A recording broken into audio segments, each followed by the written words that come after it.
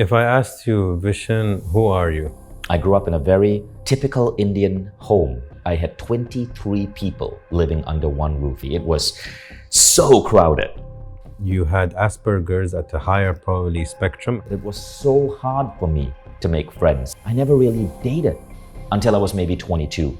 I remember a moment where the kid behind me started singing a poem he wrote about how ugly I am. This is why I believe what we teach in schools today is so ridiculously useless. Tell us something about yourself that nobody knows. Oh, so you see, if I didn't get bullied, maybe I wouldn't have had the desire to master the mind. So I thank that bully every single day. Who was teaching meditation? It wasn't even really accepted. And I felt embarrassed by what I did. And I well up when I hear this.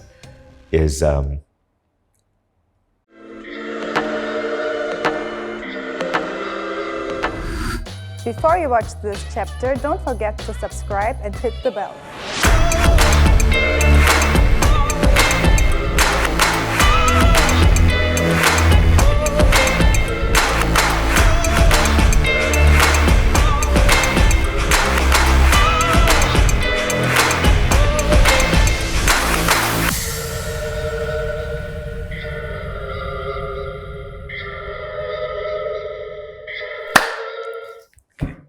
Hi, Vishen. Hi, Anas. First question. How are you really doing? How am I really doing? Yes. Okay, so I'm in Dubai right now. And Dubai is one of those cities that absolutely inspires me, just the people I meet here. But I'm also going through literally one of the busiest weeks of my life, because the biggest event in my company history with 2,000 people starts tomorrow. And I think I overcommitted to too many things. I'm putting on this massive event. And then I also ended up doing a training yesterday for 50 ministers and CEOs. And then I somehow also told my team, I want to book 3 days in the studio and just churn out podcast. And I think I almost burnt myself out. So I'm excited, but I also am just looking forward to this week ending so I can relax. When you burn out, what does Vishen need to do to unburn or get better? So I have been through phases when I've burnt out. And typically the manifestation is that you get sick, right? You get sick, but not only that, you get grumpy, you get more impatient with the people around you, which are not good qualities if you're a CEO or even if you have children. And so what I try to do is, if I feel that I'm about to burn out, or if I feel suddenly too much stress or overwhelmed, I take immediate action to calm down. So for example, Monday was a crazy day. Tuesday was a crazy day, but I immediately paused and I took 4 hours on Tuesday to just take a walk on the beach and not touch work. Just take a walk on the beach, not touch work, listen to music, meditate, listen to some hypnotherapy audio, and take supplements that cause your body to relax and calm down. So it works for you? It works, but if I don't do that, then I know I'm putting my health at risk. So even though I'm so busy, I cancel meetings, I push work back just so I can take care of my health. Because to me, Anas, the most important thing is your health and wellness.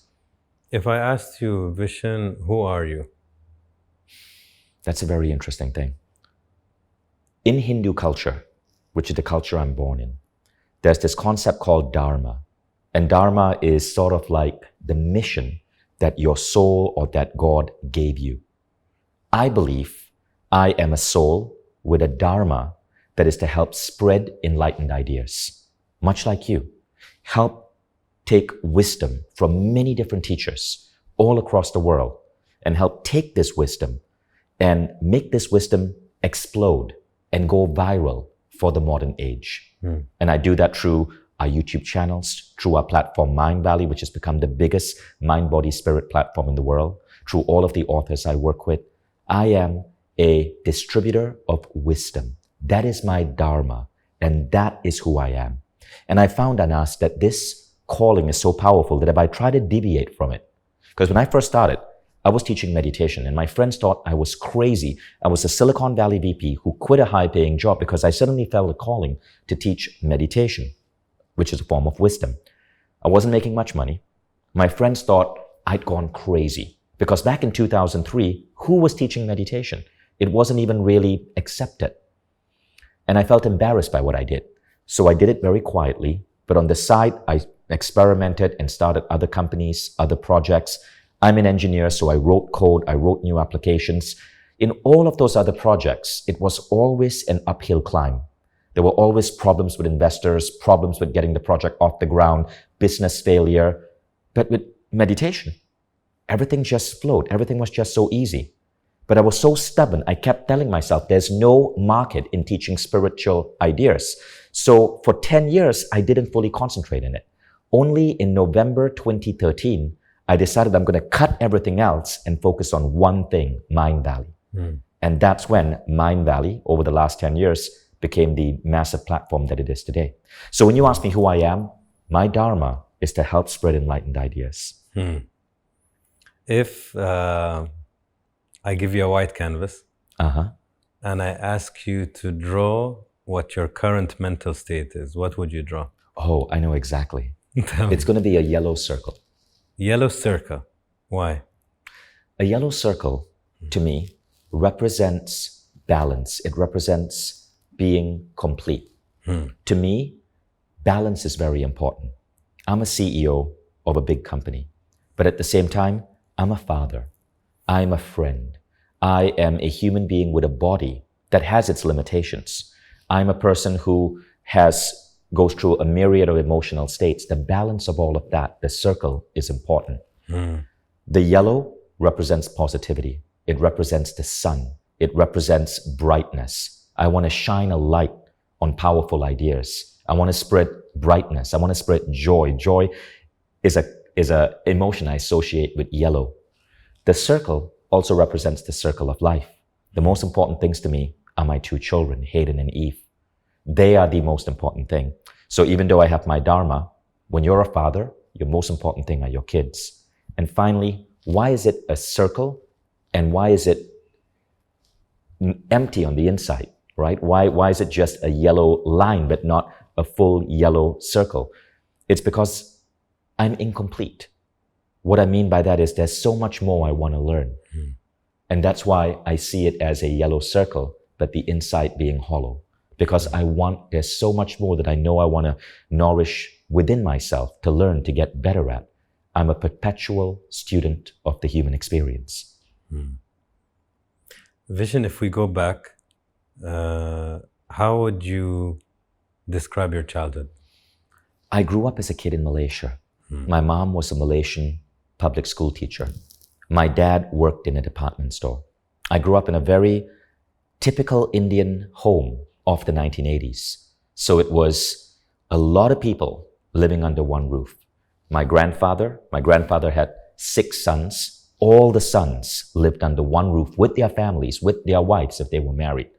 And at the peak, I had 23 people living under one roof in my family. It was so crowded, right? I slept on a mattress next to my parents' bed.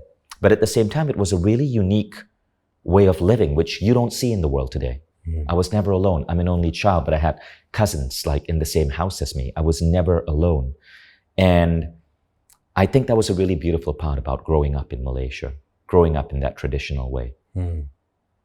It reminds me of this idea that some children are brought up by a village, not parents. Exactly. You know, and I find really there's a big advantage to those children usually because they experience, it's not just the mom and dad. If your mom and dad are not great and that's the only upbringing you have, it's a risk. Yeah. But if you have uncles and cousins and, you know, a neighbor, and they all play a part in, I don't know, you'll learn a group of things and you'll be more social probably. I think it's very true. Like my dad worked in a city. I was born in Kuala Lumpur. My dad worked in a city called Malacca, which was 2 hours drive away. He worked there in a factory and he had to drive back and forth. He was the general manager of a factory. And so I only saw my dad on weekends. And I'm very close to my dad. I love my dad a lot, but I only saw him on weekends. So growing up, at least I had his brothers in the house with me, right? So I never truly felt alone. And I read, Vishen, that you had an awkward, sensitive, you had Asperger's at a higher probably spectrum at a certain age. Did you like recognize these characteristics at a young age? I didn't know. I didn't know that I had a non-neurotypical brain. But now when I read about Asperger's, I understand that that was something that I had. In fact, my son has been diagnosed with it.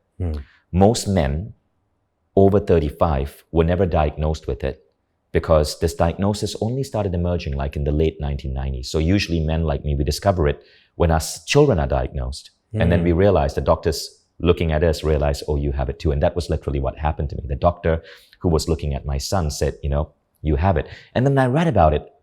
It was actually a beautiful thing because I started understanding why I was different as a teenager, why I was so good at science. I was so good in school, but it was so hard for me to make friends. It was so hard for me to even talk to a girl. I never really dated until I was maybe 22.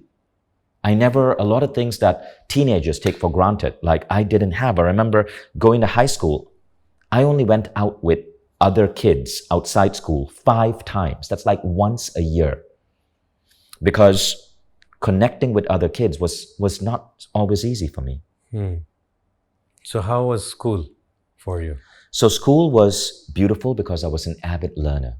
And school was easy for me because of my brain. I was acing almost every single subject, which was not always a good thing because it made the other kids really dislike me even more. So, but school was a beautiful time for me. Even considering that you're not very social or you can't connect to people easily, it doesn't make people bully you or silo? No, I got bullied in school.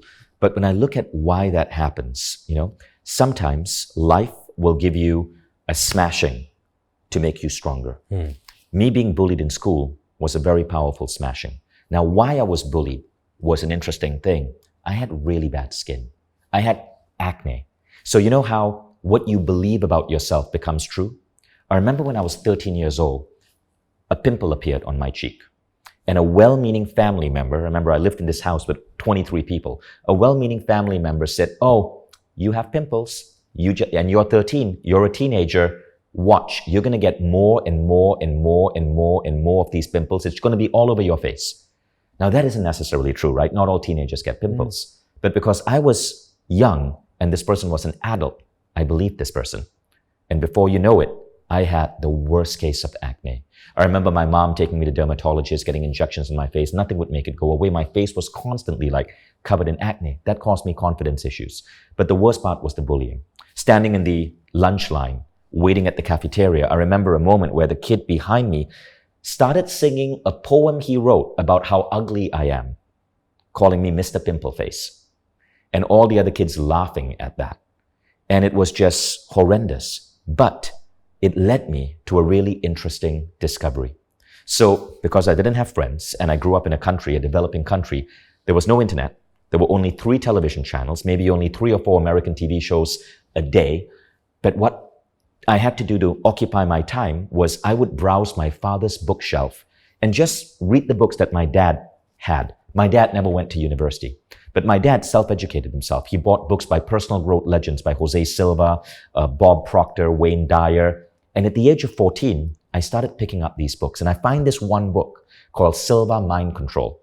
It was a 1977 edition of that book. And in that book, Jose Silva, who's this mind science pioneer, speaks about how the mind can influence the body. And he says, and I never forget this line, the easiest organ to influence with the mind is the skin. So I said, okay, let's see what we can do. So I start pouring myself into the concepts of meditation, mind-body healing, communicating with your body.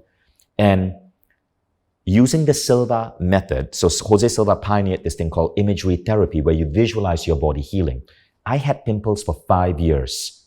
At the age of 17, when I got good at the Silva method, in 5 weeks, visualizing my skin healing 3 times a day for 3 minutes each time, so 9 minutes total, in 5 weeks, I completely healed my skin. Now, when that happened, my life changed because I realized I have control over my reality. And at that point, I realized I could not complain about anything again. If I wanted to heal my skin and I could heal 5 years of skin disease, what else could I do? So the next thing I do is I get really good at martial arts. And I end up going to the US for the first time, setting foot on American soil to represent Malaysia at the US Open Taekwondo championships, which is Korean karate. And then I visualize myself studying in the US. I make that happen. And at that point, my life has taken a completely different turn. I realize and I come to believe that reality is a malleable illusion and that we can poke reality. We can shift things. We have control over our reality. And I go super deep into these methodologies. And eventually, I decide to get certified to teach the Silva method. And I become one of their top instructors. Mindvalley started as a website to bring people into these Silva method meditation classes. And 20 years go by. And one day, because the founder of the Silva method, Jose Silva, he died in 1999. In 2017, his daughter, Diana, asks me to become the new face of the Silva method and popularize their program. Today, this is the most popular program on Mindvalley. And we've put millions of people through this training.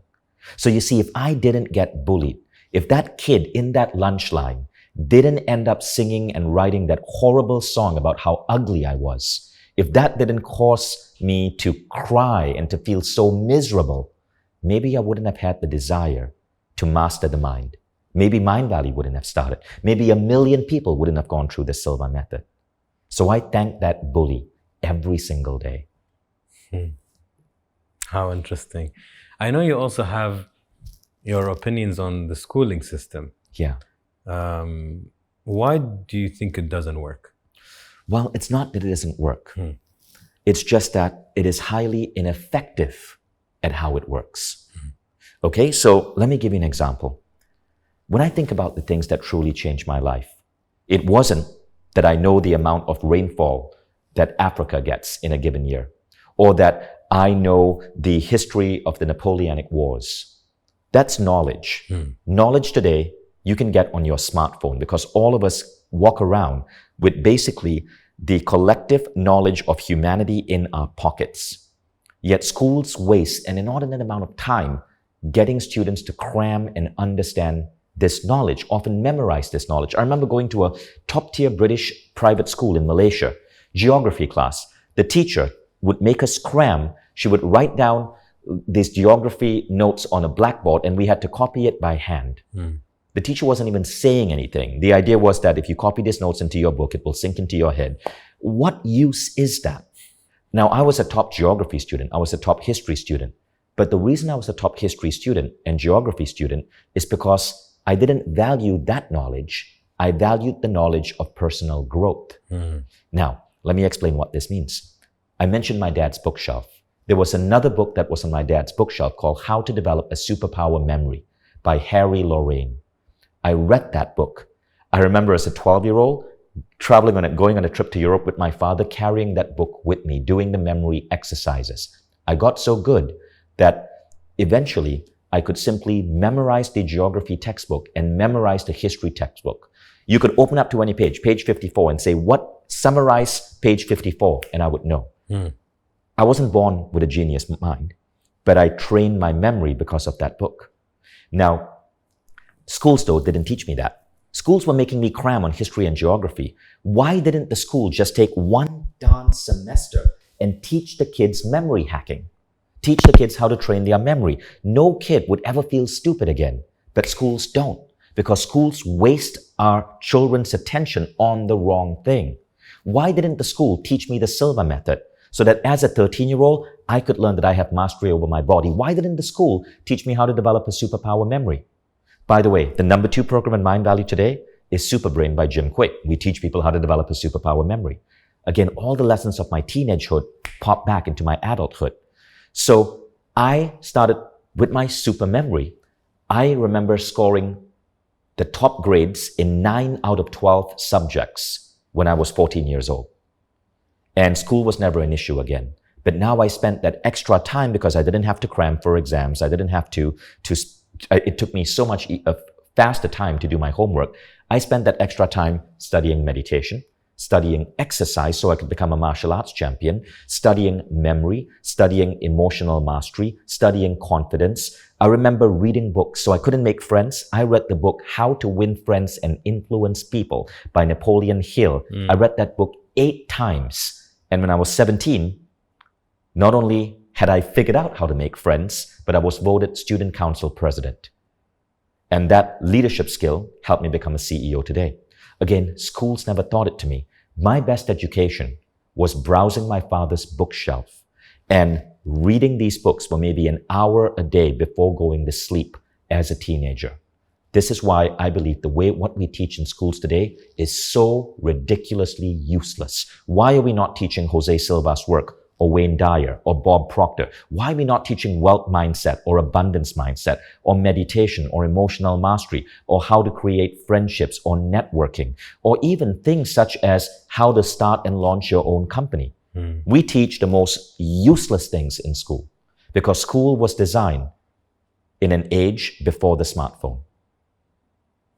Do you think it's not a coincidence that they want the schooling systems across the world to graduate employees? Because if you make people so independent and so resourceful, they will not want to be laborers to other organizations. Yeah. So it's not a coincidence. So I don't believe in that. Remember, my mom is a school teacher. I don't believe in that. I believe the people who run our schools, the people who run our education departments, they want this change. They know this change is important. The problem is, it's an institutional problem, right? So let's look at American universities. How do you get into an American university? The SAT exam, which is going to measure your verbal and your math, right? Verbal and math. So what do American schools have to do? Because kids want to get to university, the schools have to spend all of this time ensuring people master verbal and math so they can get the requisite score on the SAT to get a good university. That is dumb. Because verbal and math, okay, let's talk about verbal. Why is verbal so important today when anybody can use ChatGPT to write books, to write composition? There are more important things we can teach because AI can now support verbal. Why do we spend all that time teaching math when we carry a calculator in our smartphones? Why is it that universities are testing on these two things, but not testing you on risk-taking, testing you on emotional mastery, testing you on compassion, testing you on the quality of your character, testing you on things such as how efficiently you can generate ideas and activate ideas, testing you on leadership? A lot of this is ignored by the schooling system. So educators so badly want to change this. They so badly want to bring meditation into the school. They so badly want to bring these ideas. Teachers approach me all this time and say, hey, thank you for Mindvalley. I wish I had more time to teach these ideas in my classroom, but they can't because the examination system, which is institutional, is measuring the wrong thing. We have to get governments to change the examination system, and we have to get universities to stop paying as much attention as they do on useless things like the SATs.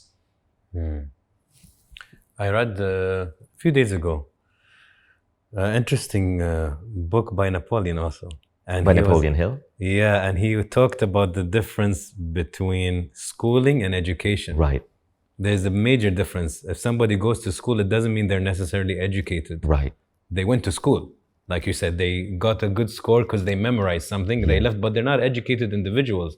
That's why you see people with PhDs or masters and you're like, he seems very ignorant. Right. Because for you, you think degree equals knowledge and education, but that person just passed. Yeah. But it doesn't mean he's a open-minded, rich-minded, educated human being. Maybe he didn't go through experiences. Yeah. Maybe he didn't open his mind and traveled. And that's education, you know? And what you're talking about seems like it's such common sense, yet it's not so common. Because if you teach a child about integrity, about respect, about social skills, he has a much higher chance of being successful. Right. Rather than a nerd and a genius, but he doesn't know how to talk to anybody, nobody respects him, nobody listens to him. It's exactly. crazy. And that's why, but I think now we're going to start seeing that change. Because here's an interesting thing that's happening in the world. We got to change this top down, right? The way companies hire has to change. The way universities accept students have to change. Only then can schooling change. Companies are now changing. Many companies no longer look at college degrees. They literally don't. I don't know the college degrees of the best people I hire because I don't think college degrees actually matter.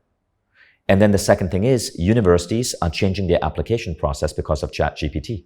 And so as company hiring gets disrupted, and universities get disrupted, schools no longer are going to be shackled to follow these institutional rules. And that's when we're going to see a massive change in our education system. Schools need to be teaching intuition. Schools need to be teaching meditation. Schools need to be teaching compassion practices. They can't do that because it's not in the checklist of what companies and universities are looking for. But those two things are about to go through massive disruption. If you don't mind, tell us something about yourself that nobody knows. Oh. I've been asked this question so many times, and I've shared so many things that nobody knows, that I might be running out of things to share that nobody knows.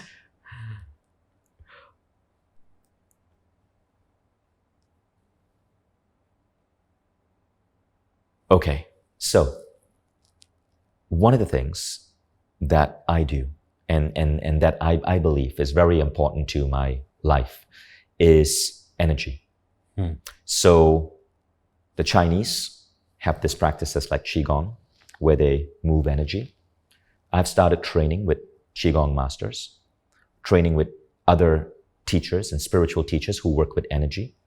And I believe in energy. I believe in the energy of our bodies. I believe that we can literally bless situations and bless things, that we can heal with energy. Even with a loved one, you can send energy across time and space. Like the Rumi said, I closed my eyes and spoke to you in 1,000 silent ways.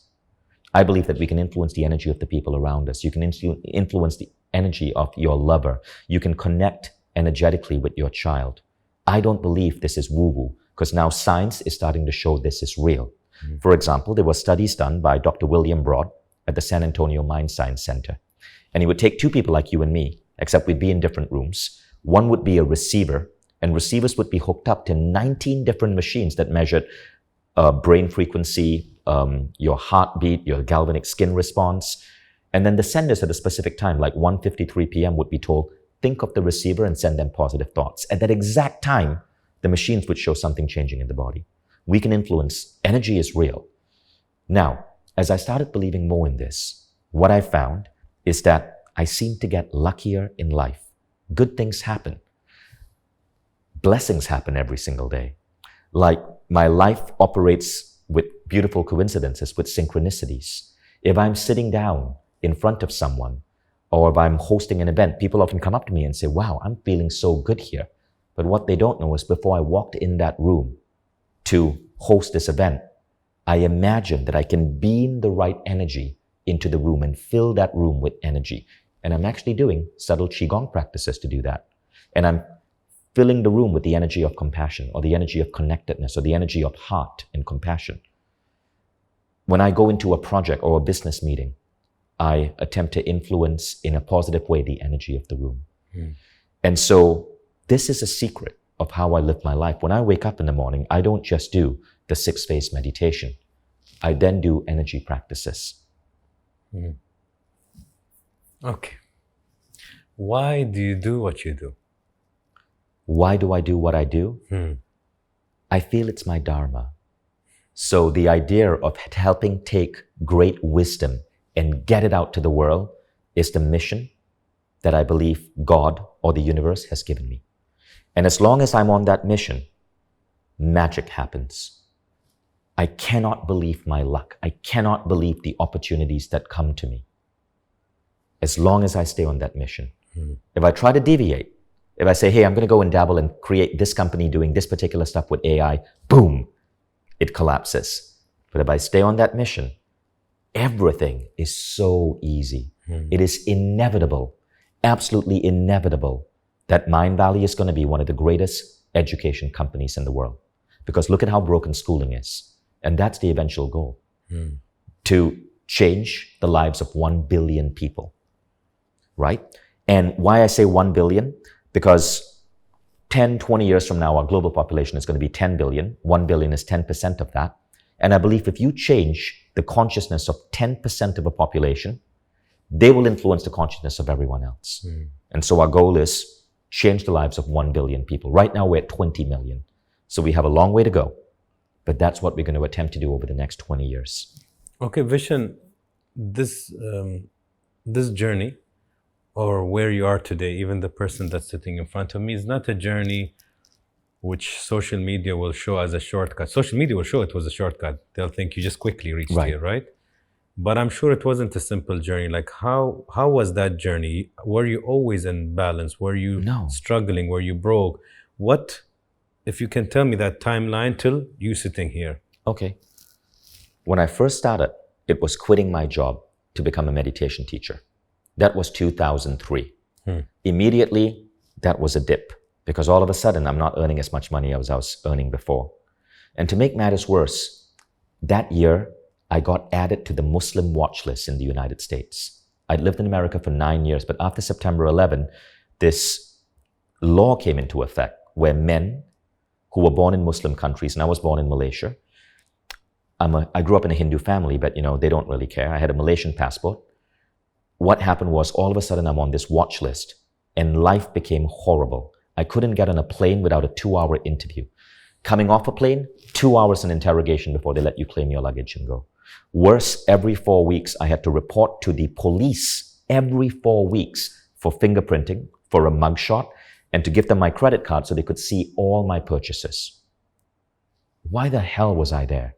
But it was so disgusting to me. I felt so awful that I decided to leave America. I could not live in a country where I was treated like I was a criminal because I had a passport from a Muslim country. 72,000 people were on that watch list. So I moved back to Malaysia. And that was horrendous for me because I'd lived in America for 10 years. All my friends were there. My business is an American business.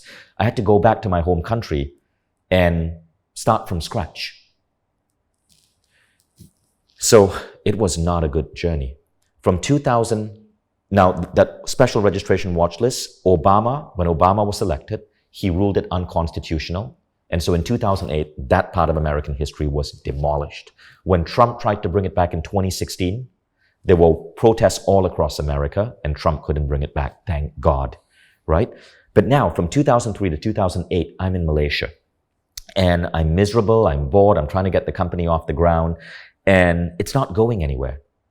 For 5 years, nothing was moving, absolutely nothing. I was teaching meditation classes, earning very little money. I was building websites for personal growth authors. I was trying everything I could. Nothing was actually happening. And then I had 2 breakthroughs. The first breakthrough was we were about to go bankrupt. And I had 18 employees. And in May 2008, what I certainly found out is that we were losing $20,000 a month. We had $250,000 in the bank. And if we didn't stop this, we were going to run out of money and have to end the company. I sank into a period of depression. And during that depression, I went deep into really understanding myself, understanding other aspects of philosophy, understanding the mind. I traveled around the world. I attended conferences by Harbecker, by Esther Hicks. I read books by Neil Donald Walsh. And as I was going through this journey, I realized something. The reason I've been struggling for 5 years is because in my mind, I had a story that money is wrong, that to be rich is not right, that rich people are somehow bad. And the story had come because I didn't grow up in a rich family. It was one of those stories that we tell ourselves, and whatever we believe about the world is going to be true. So I believe that rich people are a-holes. I believe that to get rich, you got to cheat, you got to screw people over. Malaysia, as you know, is a country with a high degree of corruption. So when you see that growing up, you just assume, oh, everybody got to where they're going by cheating. I didn't want to do that. I didn't want to cheat. I also assumed that you had to work really, really, really hard to become wealthy. You had to sacrifice your family. And I was the father of a 1-year-old son. I didn't want to sacrifice Hayden's life. I didn't want to sacrifice our bond.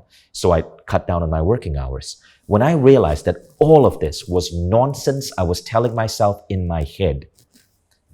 Okay, and I remember that exact moment. I was attending this event called Millionaire Mind Intensive by Harbecker. And he put up on the wall 20 myths that people who are struggling with money have about money. And one of those myths is rich people are bad. I was like, oh, God damn it, I have that. And another myth is to make money, you have to lie or cheat. I'm like, God damn it, I have that. And another myth was the only way to make money is to really work hard and never stop. And I realized that I had all 3 of these BS lies in my system. That weekend, I demolished those lies. Now, what was really interesting is that within 3 months, my company was doing about $250,000 a month. We suddenly hit a new target of 300,000. And then I told my team, let's aim higher, 500,000. We hit that in October. And then I said, okay, 1 million. In December 2008, we hit 1 million. We grew the company 400% in 8 months flat when the stuff inside me was taken out. This gave me further evidence that so much of how we perceive the world has to do with our beliefs. I believed in the power of intention, but I didn't understand that we have these beliefs inside us that we don't even realize are not true. We just take them on as kids. And because we believe they are true, they become true for us. Now, from that day onwards, in 2009, I started the practice of being conscious of what I believe and really looking at my beliefs and going, is this really true? Or is this something I took on from dogma, from culture, from society, from parents, from educators, from the media? And as I start removing all of the beliefs, I start really understanding more and more and more that so much of the world is made up, right? As Steve Jobs said, as soon as you realize that the world around you was made up by people no smarter than you, you realize that you can change things, you can poke things, you can create whole new ways of life. And when you do that, your life will never be the same again. That was the awakening I had in 2008. Now, the story continues, and true, then I had other awakenings, other experiences. I had a business partner who tried to kick me out of my own company. That was a very hard time. But things only really started clicking in 2013, when I decided to put a lot of my other projects aside and focus on one thing, taking this little web development company, Mindvalley. And back then, nobody knew Mindvalley. We just made websites for other authors. I decided to take this company and turn it into an education company for mind, body, and spirit. That was 10 years ago, and since then, there's been no looking back. Okay. You, Vishen, you speak a lot about balance, Right. meditation, transformation, spirituality, and they're nice things to hear, but do you practice what you preach? Yes. So here's what I mean by that. Mindvalley looks at 12 different aspects of human life. We just acquired a company called Lifebook. And the point of Lifebook is to get people to go through a 6 week, it's a 6 weeks program, or 16 hours over 6 weeks, and you end up with a 100-page detailed book about your life in all 12 categories. Most people look at their life from a few categories: finance, money, family. No. Here we look at relationships, we look at health, we look at your character, we look at your emotional states, we look at how you're contributing to the world. We look at the sense of adventure or environments that you live in. We look at 12 different categories, and you go really deep. So I have my life book as my 100-page map of the life I want to create. Then I go into the Mindvalley system, and based on the goals I have, I decide how I want to learn and improve myself. So I look at my life from these 12 categories, and Mindvalley people look at their life from these 12 categories. We do not buy the rule that you have to choose 1 or 2 or 3, that if you want to be successful, you got to sacrifice your family or sacrifice your health or sacrifice your friendships. I don't buy any of that nonsense. I believe you can excel at all 12 categories.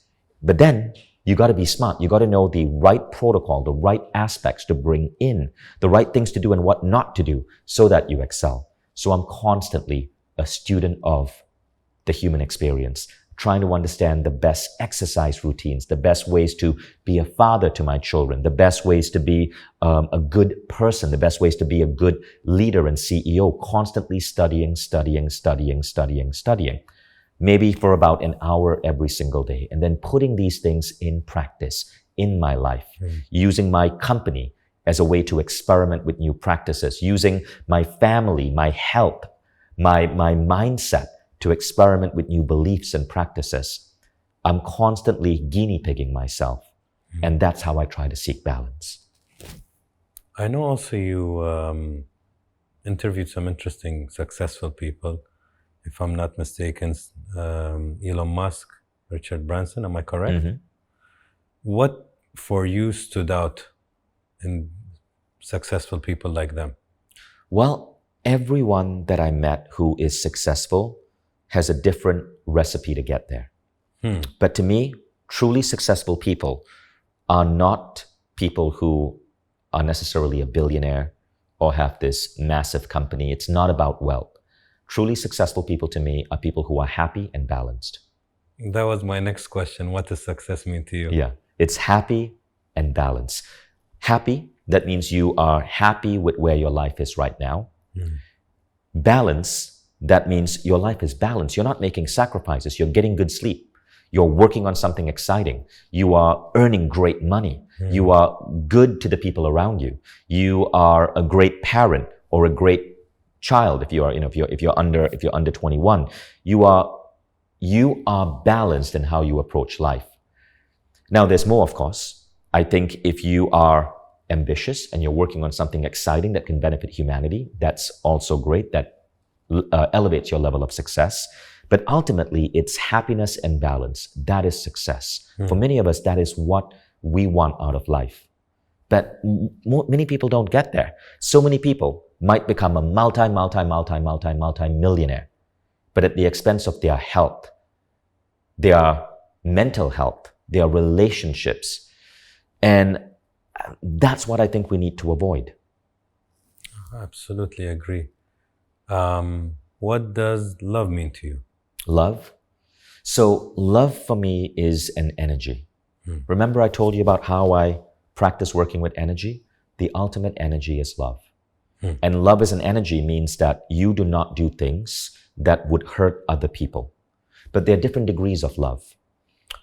So I love this scale by the philosopher Ken Wilber.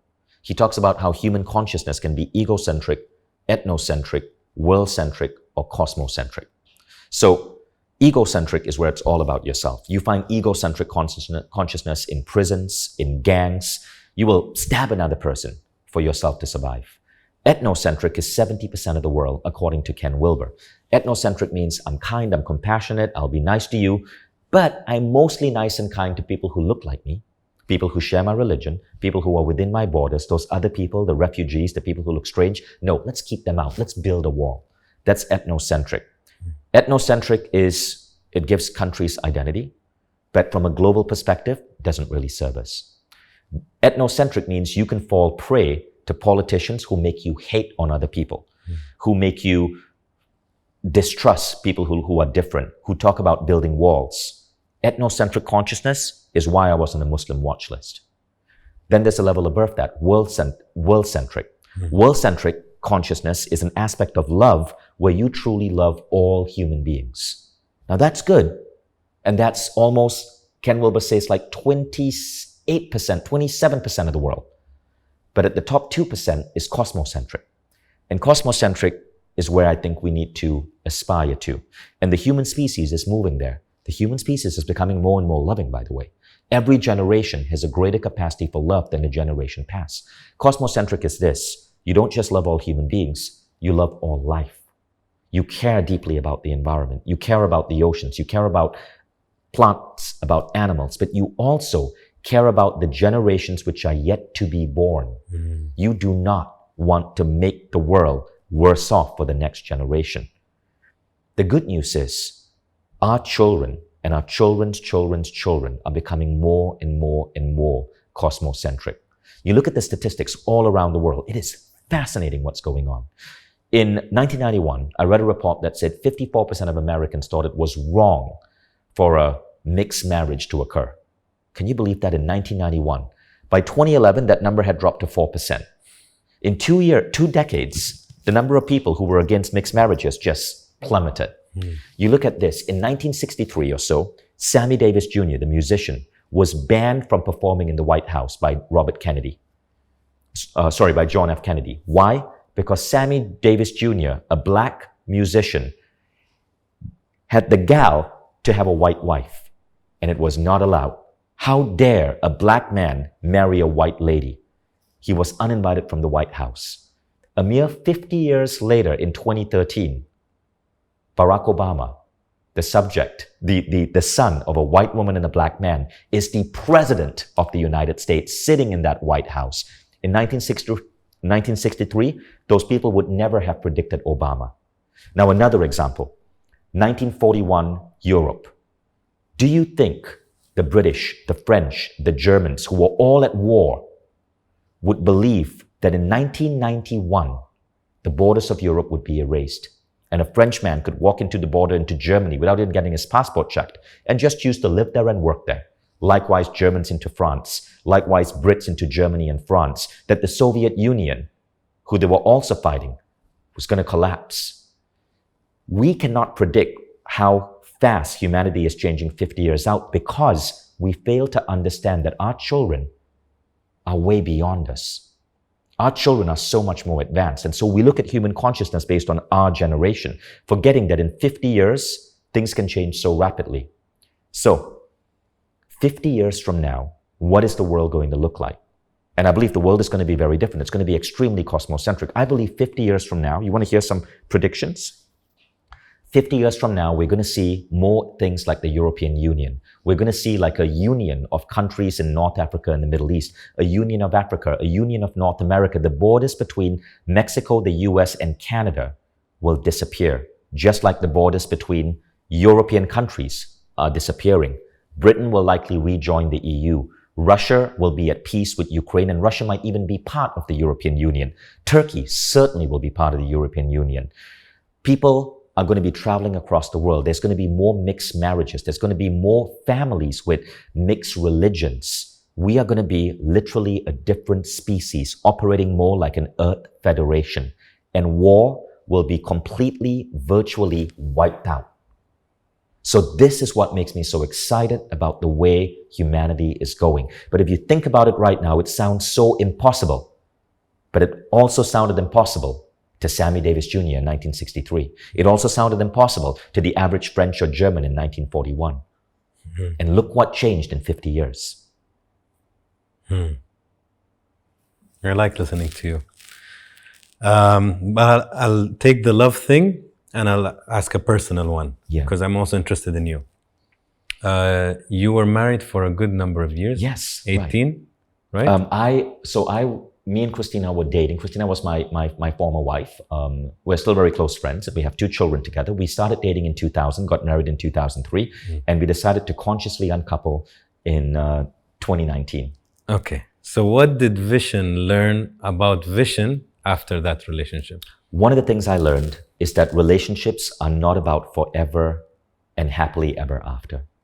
I came to believe that relationships are about coming together with someone to build a family or to grow, but there should not be any expectation of forever and ever and ever. You can stay with someone, and if you guys are both growing and you guys are having an incredible love life, great. But at a certain point, if that's no longer true, it is perfectly okay to separate consciously, without hate, without drama, without messing up the kids, and to become friends. I'm co-parents with my ex-wife. We are so close to our kids, and we are really good to each other. We have dinner at least with our children at least once to twice a week, even though we've been divorced for 4 years. And it's beautiful and it's great for the kids as well.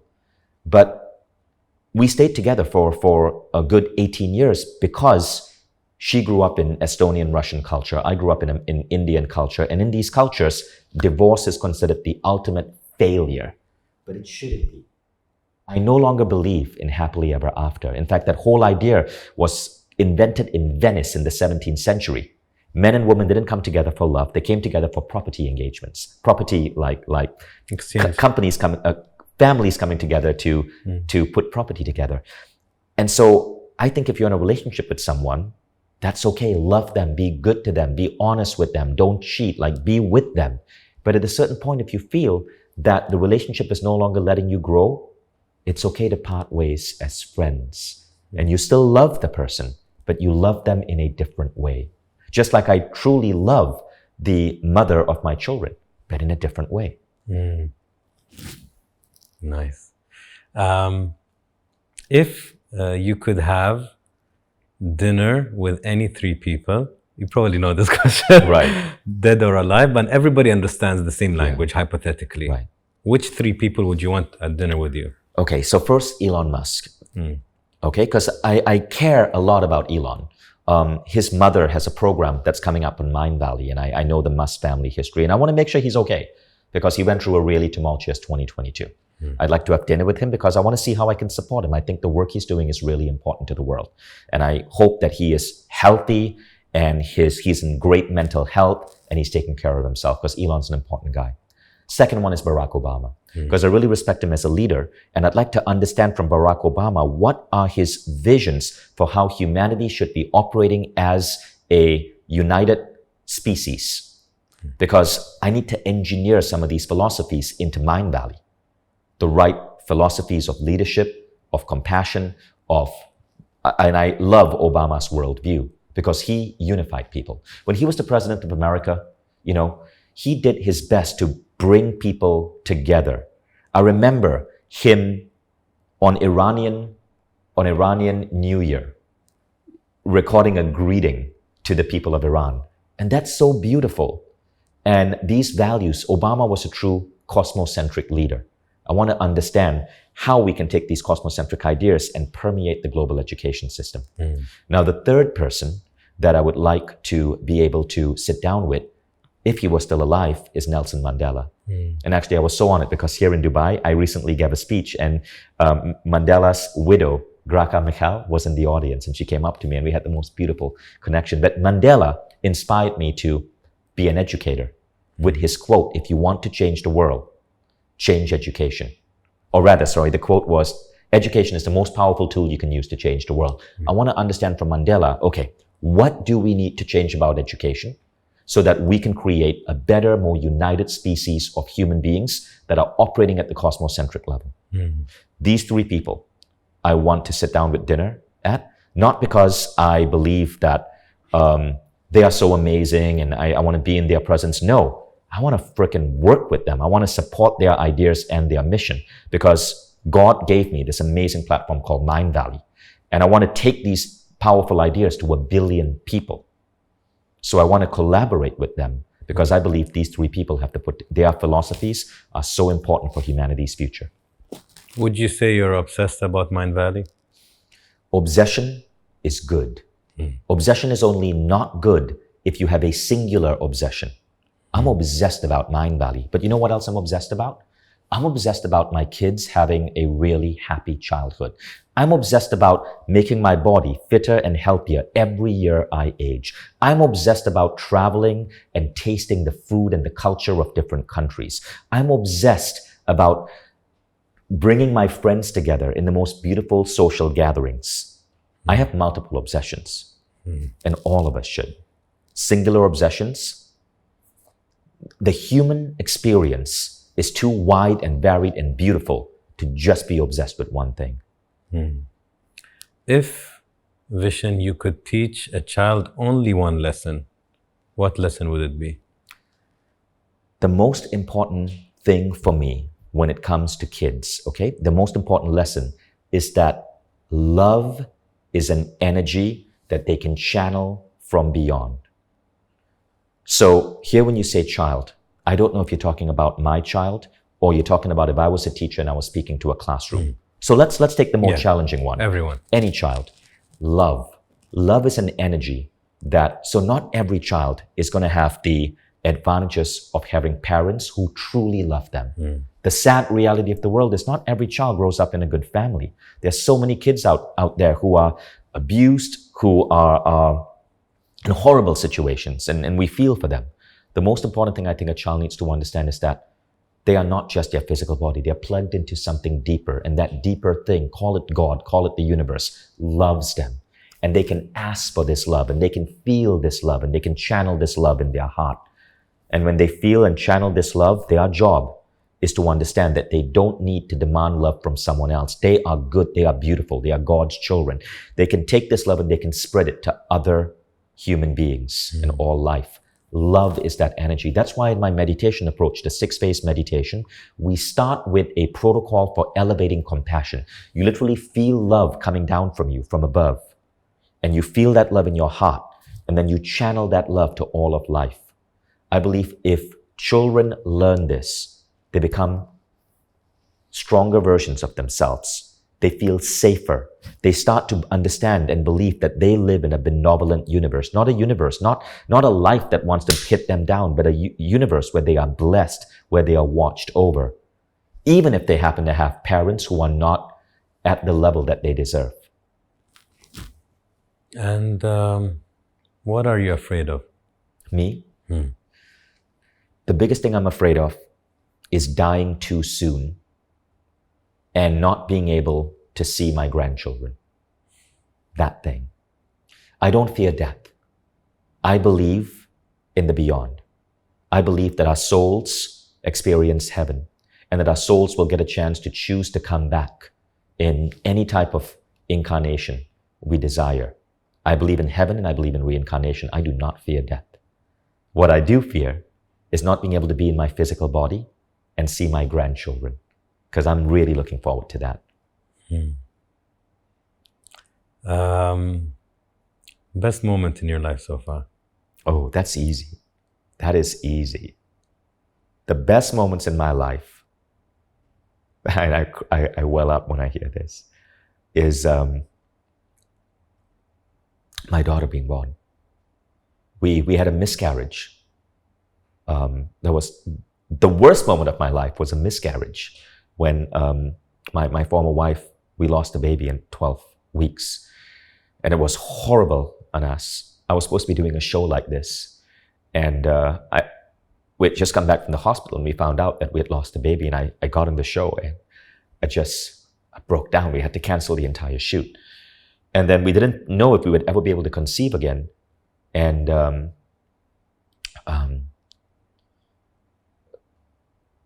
I really wanted to be the father. I had a son. I really wanted him to have a sister because I grew up as an only child. And a year later, on Valentine's Day, we conceived and Eve was born. And to see a healthy baby being born, that is the best moment, especially after you've gone through a loss. You're blessed. Yeah. Your mother is Rupi? Yeah. What does she mean to you? My mom?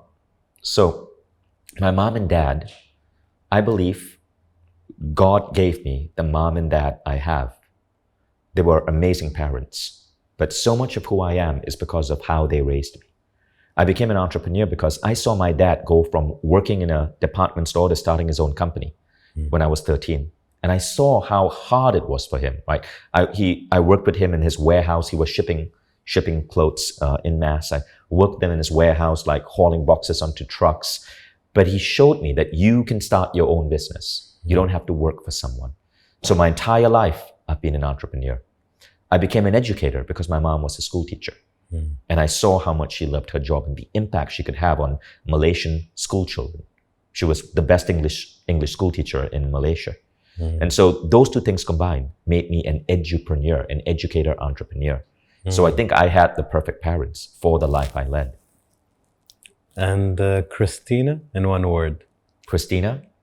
Oh, she's absolutely a beautiful human being. So beautiful. And her new book is coming out. It's Nice. called Flossom. Flawesome, Flossom. It's a great book, and I hope people pick it up. What do Hayden and Eve mean to you? They are... So, it's interesting. There's this quote by Khalil Gibran. Your children are not your children. And I think Gibran goes on to say they are God's expression of life. I love my kids, but they are not my kids. What I mean by that is that I don't seek to mold them. I don't seek to push them in any direction. I give them love.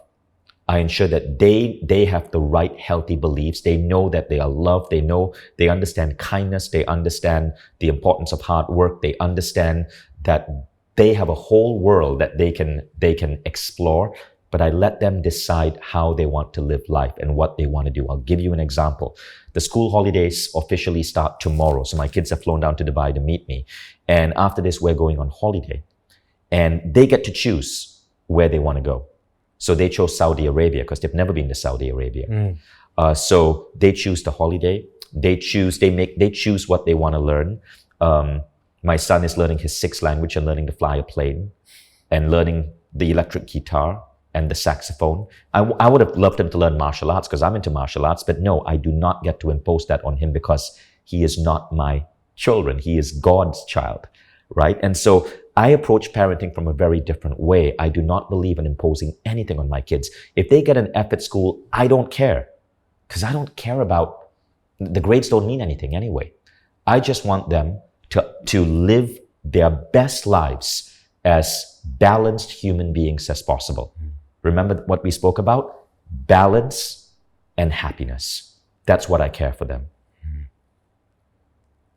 Vishen, if you had, I'd call it always the blessing. Actually, I have another question first. Yeah. If Hayden and Eve, how old are they now? Hayden is 15, Eve is 9. Okay, nice. If in 30, 40 years or whatever, long time, when me and you are gone, and our kids, you know, they have tough times, good times, tough times, but let's say Hayden and Eve know about this interview, and every time they go through a dip or hardship, they need to see something from their dad. Right. So they'd go to this interview and they'll click. What do you think they'd like to hear? Okay. So Hayden, if you're watching this, remember Kensho and Satori. Remember, you can grow through Kensho, which is the Zen word for growth through suffering, or you can grow through Satori, which is the Zen word for growth through insight. Remember your Satori practices, journal, meditate, pray, read, but don't forget that Kensho is some of the most powerful ways of growth as well. Every woman who breaks your heart, Hayden, is going to make you stronger as a man and better ready for the next woman. Every business failure you have is going to make you a better entrepreneur. Every time you get into a tiny accident or you end up in hospital because you forgot to take care of your health, you're going to learn how to take better care of your health. So feel grateful for the Satori, but feel equally grateful for the Kensho moment. Remember, you live in a benevolent universe. The universe or God or whatever you choose to call it loves you and is protecting you. And just like, remember when you were young, I would make you eat vegetables because I couldn't just feed you ice cream for breakfast. Sometimes the universe will make you eat vegetables, Hayden. And because God is so much wiser than us, you might protest. But those vegetables, those Kensho moments, those failures, those pains are actually good for you. So eat your damn vegetables and embrace it all. And Eve? Same thing for Eve, right? But I got to say, Eve, remember, you grew up in a country where the president and the prime minister were both women. And I was listening to the president of Estonia speak here in Dubai, actually, the former president, just a few weeks ago. And she said something. She said, when a young girl sees that both the president and the prime minister are women, that girl grows up believing she can do anything. So Eve, you're an Estonian girl. And I want you to remember that. I want you to grow up believing that you can do anything as a woman, right? And you are going to be a next generation of women where we're going to see a generation with more women in politics, more women in business. And the research is now showing, Eve, that companies and the world do better when we have more women leaders. So you can do anything you want. Eve, you can decide to be a broke artist for all I care. You decide. But I hope whatever you do, you become a role model woman. Now to the question I was going to ask. If you have the blessing to be around loved ones on your deathbed, Hayden, Eve, all of them there, what would your last words be to the people around you? Make sure my funeral isn't boring. Nobody gets to wear black. There's going to be a party. You're going to be serving whatever you want to serve. I want celebration. I want my funeral to be a festival of joy. Because that's what life should be like. And I'm not dying. I'm going to see you again in my next life. So don't you dare mourn me. You don't think it's normal to mourn you? No. You know what's funny? What? Looking at you saying that answer, it feels like you already miss them thinking of that. I already miss them thinking of that. Yeah, like thinking that you're gone. Yeah. I feel like, I don't know, it's just the feeling I got from you. Like I'm making you picture something, and you realize you're on your deathbed and you've already missed them. Right. See, I so much believe in the idea of the afterlife. I don't fear death. And I know I know my children and I have been souls who have had past lives together for eons. And so I don't see the world from the scarcity view of a singular life. Nice. If I could take your heart, Vishen's heart, and place it in front of you, what do you think your heart will tell you? Love more and more and more. My heart's always telling me that, right? Just love everyone, love more. So I try to spend as much time as I can with friends, with family, with people who I truly love. I just love to love. Last one. Vishen in one word. Catalyst. Nice. Catalyst. And I say this because this is what my closest friends tell me. Everybody who I'm close to elevates. They become better at help. They start a business. Their self-confidence improves. Their health transforms. This is true for everyone who is close to me, for all of my friends, for any woman I date. Catalyst. My job is to elevate humanity. And so I always start with the people around me. May we be each other's catalyst then. Exactly. Thank you. Thank you. How was that for you? Very nice. Wow, and you asked really good questions. I love this. I gotta take notes from you. Really good job. I enjoyed it. Yeah. It was like you make me think about so many different things which I don't get asked before. No, really. That's good. It's a good compliment. Yeah.